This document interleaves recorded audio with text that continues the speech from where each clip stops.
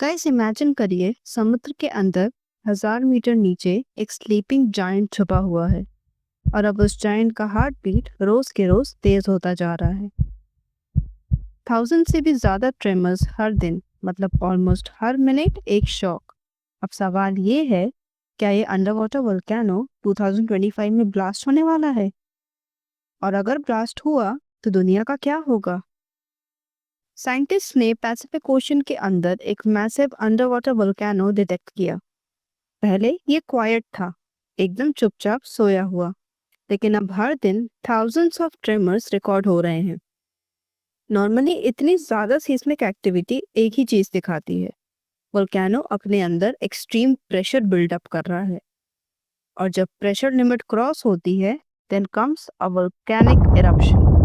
Axial Seamount एक submarine shield volcano है, located around 300 miles off Oregon's coast on the Juan de Fuca Ridge। वही tectonic line जहां north America plates और Pacific plates splits apart.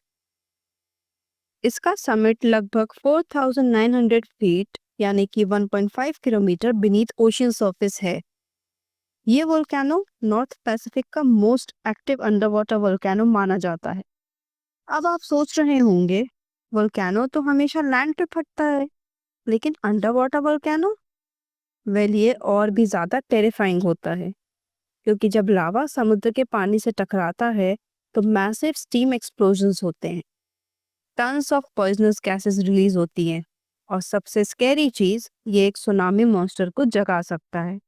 2022 में टोंगा के पास जो under water volcano फटा था, उसका ब्लास्ट इतना बड़ा था कि साइंटिस्ट ने कहा it was more powerful than a nuclear bomb. उस इरप्शन ने शॉक वेव्स पूरे ग्लोब तक भेजी थी, और सुनामी ने पैसिफिक के आइलैंड्स तक तबाही मचा दी थी। अभी के डेटा के हिसाब से अगर ये वोल्केनो फटा तो 3 बड़े इफेक्ट्स होंगे। Marine life wipe out, fishes, corals, पूरा इकोसिस्टम ही कोलैप्स हो जाएगा। एटमॉस्फेयर का नुकसान, गैसेस जाके ग्लोबल वार्मिंग और क्लाइमेट चेंज को और ज़्यादा एक्सेलरेट करेंगी। और थर्ड, मेगा सुनामी रिस्क। अगर इरप्शन ज़्यादा वायलेंट हुआ तो एशिया और अमेरिका की कोस्टल सिटीज तक वेव आ सकती हैं। Imagine, Mumbai, Los Angeles, Tokyo, सब डायरेक्टली हिट हो सकते हैं। साइंटिस्ट कह रहे हैं कि ट्रेमर्स की फ्रीक्वेंसी क्लियर सिग्नल है कि कुछ बड़ा होने वाला है।